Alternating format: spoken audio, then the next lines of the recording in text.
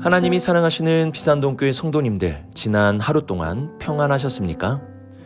하나님을 알고 믿는 사람들에게는 감사와 찬양이 흘러나오게 됩니다.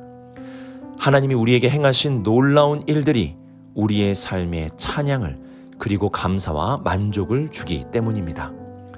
오늘도 하나님을 바라보며 나의 삶의 찬양이 그리고 감사가 가득한 복된 하루가 될 수 있기를 바랍니다. 기도하겠습니다. 사랑의 하나님 아버지, 주님께서 베풀어 주신 놀라운 은혜에 감사를 드립니다. 무엇보다 예수 그리스도를 이 땅에 보내주시어 우리로 하여금 죄에서 자유를, 죽음에서 생명을, 하나님의 원수된 자에서 자녀된 자로 구원해 주심에 감사를 드립니다. 이 은혜를 잊지 않게 하시고 날마다 주님의 은혜에 감사와 찬양을 올려드리는 우리 모두가 되게 하여 주옵소서. 이 모든 말씀 우리 주 예수 그리스도의 이름으로 기도드립니다. 아멘.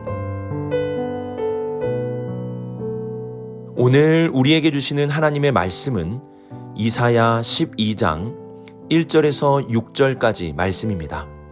하나님의 말씀을 함께 읽겠습니다.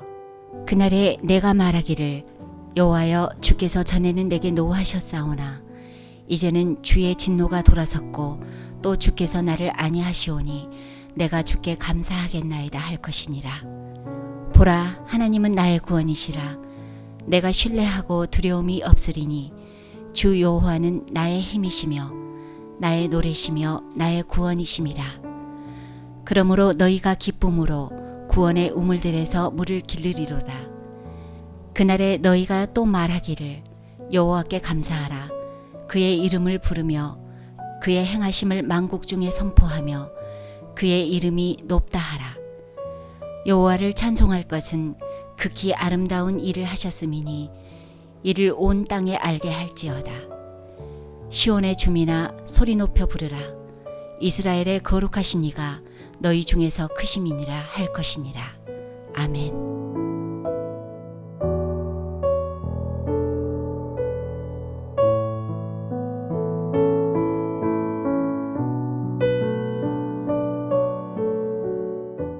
우리는 그동안의 이사야서 말씀을 통해서 아수르를 도구로 사용하셔서 이스라엘의 죄에 대한 심판하심과 이러한 죄에도 불구하고 이스라엘을 멸하지 않으시고 분노를 돌이키시며 남은 자를 두시는 하나님의 은혜, 그리고 메시아를 통해서 이스라엘을 회복시키시는 하나님의 구원에 대한 말씀을 살펴보았습니다. 이사야서는 죄에 대한 심판, 남은 자를 두시는 은혜, 메시아를 통한 회복과 구원의 메시지를 전해줍니다. 그리고 오늘은 이러한 하나님의 역사를 바라보며 감사와 찬양을 드리는 말씀이 기록이 되어 있습니다. 1절을 보시면 그날에 내가 말하기를 여호와여 주께서 전에는 내게 노하셨사오나 이제는 주의 진노가 돌아섰고 또 주께서 나를 안위하시오니 내가 주께 감사하겠나이다 할 것이니라고 말씀합니다. 분명 이스라엘은 전에 자신의 죄로 인하여 하나님의 진노를 사게 되었고 멸망받아 마땅한 자가 되었습니다. 그러나 하나님께서는 이제 그 진노를 그치시고 남은 자를 두시며 메시아를 통해 회복과 구원을 베풀어 주신 것입니다. 오늘 말씀은 이러한 하나님의 은혜에 감사하고 찬양을 드리는 것입니다. 그래서 2절은 자신을 구원해 주신 하나님에 대한 찬양의 고백들이 담겨 있습니다.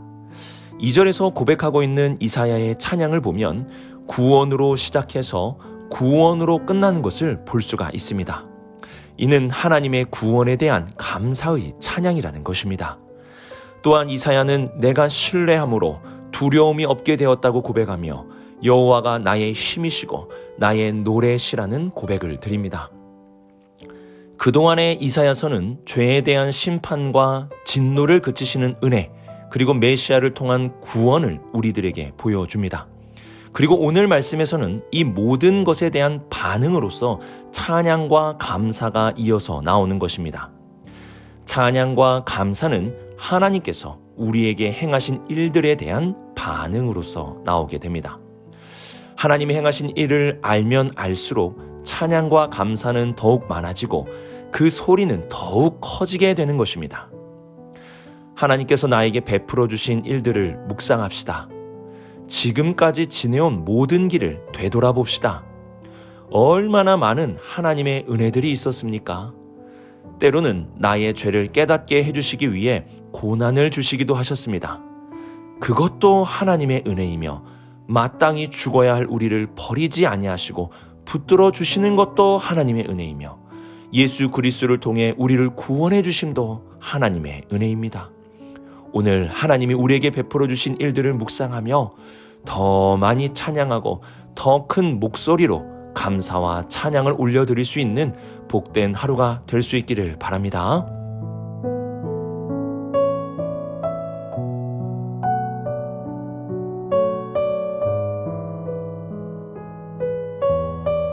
(1절과) (2절을) 보시면 하나님 앞에 개인적인 표현으로 나를 안위하시오니 그리고 내가 주께 감사하겠나이다 라고 고백합니다. 또 2절에서도 나의 구원, 내가 신뢰, 나의 힘이시며 나의 노래이시며 나의 구원이심이라는 표현과 같이 하나님 앞에서 개인적인 사람으로서 찬양을 드리고 있습니다. 하지만 3절부터는 내가, 나의와 같은 표현이 아니라 너희로 찬양하는 사람들의 숫자가 많아졌다는 것을 보여줍니다. 3절을 보시면 그러므로 너희가 기쁨으로 라고 말씀하고 4절에서도 그날에 너희가 또 말하기를 여호와께 감사하라 라고 말씀합니다. 마지막 6절에서는 시온의 주민들아 소리 높여 부르라고 말씀하며 하나님께 감사와 찬양을 드리는 사람들의 숫자가 많아졌다는 것을 보여줍니다. 신앙이라는 것은 개인으로 시작하겠지만 뒤로 갈수록 공동체적으로 확장이 되어야 합니다. 나 혼자 신앙생활을 하는 것이 아닙니다. 신앙생활을 하면 할수록 함께 찬양하고 함께 감사하며 함께 예배하는 일에 힘을 쓰게 되는 것입니다. 또한 4절을 보시면 하나님께 구원받은 백성들이 하나님의 이름을 부르고 하나님의 이름을 높이고 선포하는 모습을 보여줍니다. 이름이라는 것은 그분의 존재 자체를 말합니다. 구원받은 백성들은 자신을 드러내는 것이 아니라 하나님의 이름을 드러내고 선포하게 됨을 보여줍니다. 지금 내가 여기 있는 것은 나의 힘과 노력이 아닌 모든 것이 주님의 은혜이기에 그분의 이름만이 드러나고 높아지게 되는 것입니다. 또한 5절을 보시면 여호와를 찬송할 것은 극히 아름다운 일을 하셨음이니 이를 온 땅에 알게 할지어다 라고 말씀합니다. 하나님의 이름을, 하나님이 행하신 아름다운 모든 일들을 온 땅에 알게 하겠다고 고백합니다. 4절과 5절에서는 동일하게 하나님의 백성들은 하나님의 이름을 그리고 하나님께서 행하신 일들을 드러내고 노래하며 선포하게 된다는 것을 보여줍니다. 하나님의 은혜를 경험한 사람은 점점 자신의 이름과 자신의 일을 감추게 됩니다. 그리고 주님의 이름과 주님의 일을 높이게 됩니다. 하나님의 백성은 모두 하나님의 놀라운 은혜를 받았기에 이러한 찬양과 고백을 드리게 되는 것입니다. 우리도 나는 감추어지고 주님이 높아지며 나는 점점 사라지지만 내 안에 계시는 예수님이 높아지는 삶을 살 수 있기를 바랍니다. 오늘 말씀의 이사야서의 이 아름다운 찬양이 바로 하나님의 은혜를 받은 우리의 찬양과 고백이 되어 울려 퍼질 수 있기를 주님의 이름으로 축복합니다.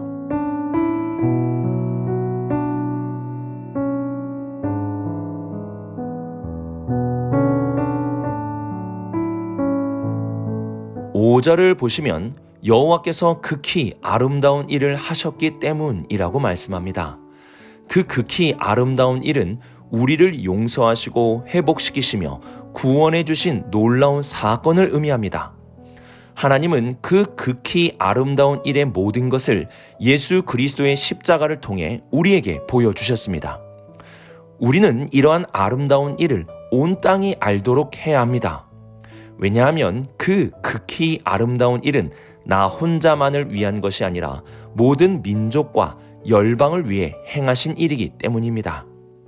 나 하나만 좋은 것을 누리고 행복하게 살라고, 나 하나만 영원한 생명을 얻으라고 주신 것이 아닙니다. 이 아름다운 일은 모든 사람이 들어야 할 것입니다. 또한 5절의 말씀은 명령어로 되어 있습니다. 여호와께서 이루신 극히 아름다운 일을 온 땅이 알게 하라고 명령하신 것입니다. 하나님의 명령은 해도 되고 하지 않아도 되는 것이 아니라 반드시 행해야 하는 것입니다. 이러한 복음의 전파에 대해서 예수님도 부탁의 말씀으로 하신 것이 아니라 명령으로 하셨습니다. 마태복음 28장 19절 이하에 나타나는 말씀을 보면 그러므로 너희는 가서 모든 민족을 제자로 삼아 아버지와 아들과 성령의 이름으로 세례를 베풀고 내가 너희에게 분부한 모든 것을 가르쳐 지키게 하라고 명령하셨습니다. 이를 주님의 지상 대명령이라고 말씀합니다. 주님은 온 땅에 알게 하는 것을 명령어로 말씀하셨습니다. 주님은 왜 이러한 복음 전파에 대해 명령으로 말씀하신 것일까요? 앞서서도 말씀드렸듯이 우선 이 복음이 모든 사람을 위한 것이기 때문입니다. 예수님께서 십자가를 지시기 전에 이 십자가가 누구를 위한 것인지 말씀을 해주셨습니다.